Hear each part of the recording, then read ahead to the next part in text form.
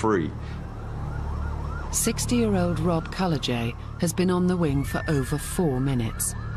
His only hope is to climb up onto the ferry. I scooted up this makeshift ladder. At that moment, I was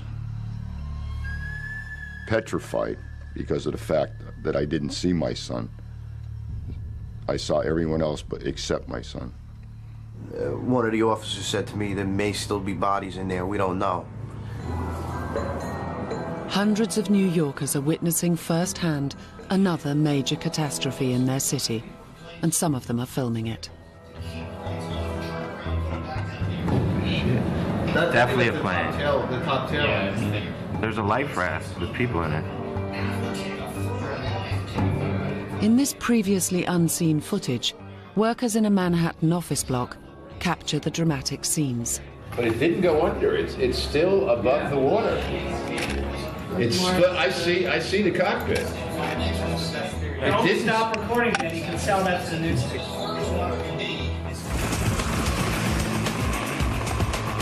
When the NYPD scuba team arrive, they find a scene of chaos.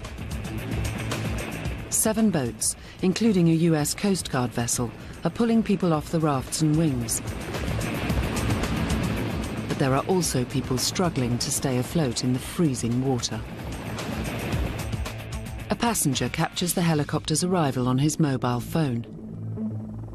I remember climbing up the ladder as the helicopter showed up, and it was kicking up spray and dust, and I just remember thinking, you know, here I am climbing up this ladder, and the wind shear from this helicopter is going to drop me into the river. When we got down lower to the water, we saw that one victim in the water, and I said, that's who needs the immediate help. That's the person that we have to get to first.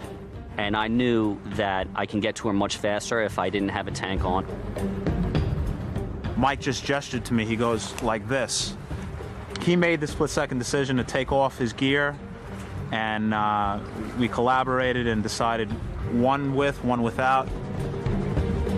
In the crush around the sinking plane, the helicopter can't get lower than 20 feet. Ordinarily too high for the scuba divers to jump. There's a lot of things going through your head, but the one priority is getting in that water as fast as I can and getting to that victim. Detective Delaney knows that if he delays, the woman could drown. He makes an instant decision. Detective Delaney went in first, and he took off. Detective Rodriguez follows his teammate into the water. We swam up to her from the side or the back, and she was in a bit of a panic. She was frightened. I told her to let go of the net. You're gonna have to trust me. And she then thought that the ferry boat was gonna roll over us or you know, run us over. We both swim her over to the closest platform, which is a rescue ladder with a platform that one of the ferry boats deployed. Now she's taken care of. And now, you know, the mode turned towards the plane. We got to get to the plane. We're at this point, we're thinking there's definitely victims inside. As the divers continue their search, Rob Cullejay is safely on a ferry. But he has been separated from his son, Jeff, ever since boarding the plane. I still hadn't seen my son yet. Your mind plays funny games with you. And I start seeing my son as a little toddler again. Things go through your mind that I'll never see him again. Life ended too early for this kid. The plane is now just 13 minutes away from sinking.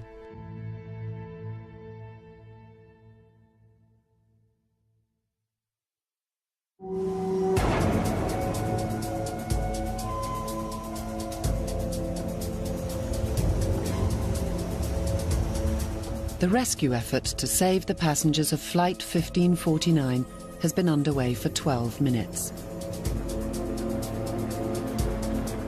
The rescuers don't know it, but they've only got another 13 minutes to get everyone out of the water before the plane starts to slip below the surface.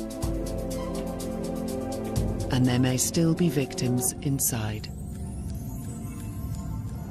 I entered the plane from the wing's emergency exit windows. and I made my way very slowly. I finally make it to the center aisle after moving away some luggage. And at that point, I hear my partner screaming, "Get out of the aircraft." I told him to wait a minute. I took a good clean look, ducked my head underwater a bit, felt around, didn't feel anything. I hear him screaming again, and he says, "Get out, get out." And he makes a motion like that, and I didn't argue with him. I get out of the aircraft. He saw a shift in the airplane, and he saw the water line going above some of the headrests in the aft part of the aircraft. So it was a good call. 3:55 p.m., 25 minutes after crash landing on the Hudson, half the plane's cabin is now submerged. Carlisle Lucas, captain of the ferry Athena, pulls alongside the life raft, carrying Captain Sullenberger. The pilot, he was the last man out, and he came up and sat down in the upstairs cabin here on the boat. And then I asked him, do you think everyone got out of the airplane? He said, I went down the aisle twice and looked in every seat. It was everyone's off that airplane. Shocked passengers are ferried to the harbour side. Rob Cullejay is among them. I'll always remember one policeman coming over to me and asking me how are you? Why are you crying? I said, I don't know if my son's alive. More and more police officers were coming up to me and asking me, what did he look like? What did he have on? As police search for his son, Jeff, Rob is recuperating at a temporary aid station on the New Jersey side of the river. It's almost 4 hours since Rob last saw his son. He is beginning to lose hope when suddenly there is a phone call.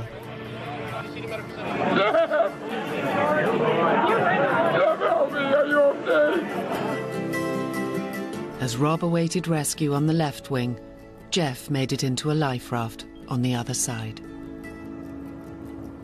We're alive. I couldn't believe it.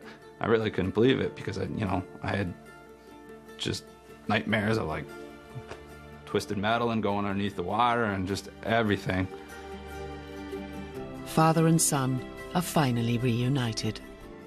We just shared a big hug, and it was just really a cool feeling. Very emotional. He's saying, Dad, please, don't cry, don't cry. Didn't want to let go, and just told each other we loved each other, and just couldn't believe that what just happened. The odds of surviving something like that were a bazillion to one. An investigation into the crash is underway and has confirmed that the impact caused a breach in the plane's rear bulkhead.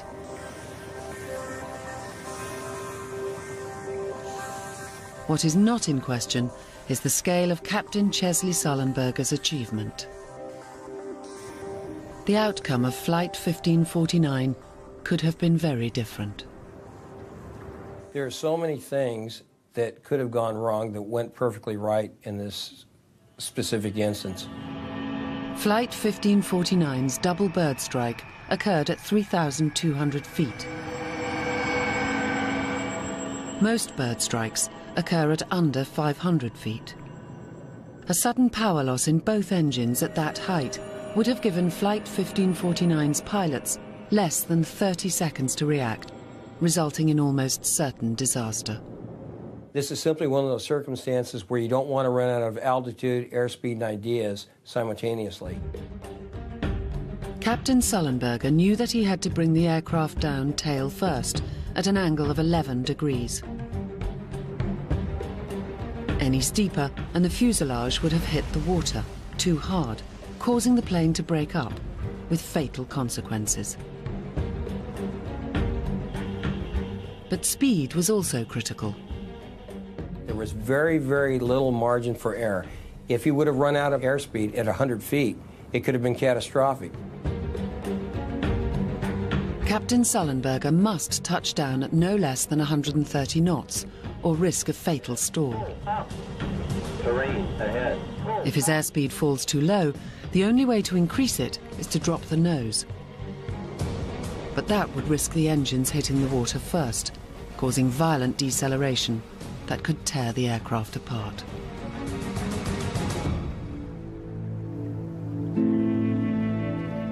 The passengers who survived Flight 1549 are already finding that the crash has changed their lives in unexpected ways. I know there's other things I'm supposed to do with my life, and I think there's 154 other people that also have something that they're supposed to do with their life. I see it as a second chance for life. My husband and I are adopting. We've signed up with an agency to adopt a baby. I've questioned everything now. You know, is this the type of work I'm supposed to be doing? You know, is this, there's so many things that you can't help but to question and wonder what's next. Enjoy life. Live for today, don't live for tomorrow. My life has been touched by a miracle, so I have to give back some sort of, to something. I was supposed to be a dead man. I try to get up every morning and look at my wife differently, hug my kids differently. I wanted to get home and see my family, and I flew home. I remember I paid attention to the safety instructions. I just kind of sat there, and every time I thought about it, I just kind of smiled. I was like, I was in a plane crash. And, you know, you're emotionally just like, it can't happen twice. There's a storm brewing in post-war England this Saturday on 4. Imelda Staunton stars in the BAFTA-winning Vera Drake. That's Saturday at 9. Next tonight, no money and no real clue. Gordon's off to California for Ramsey's Kitchen Nightmares, USA.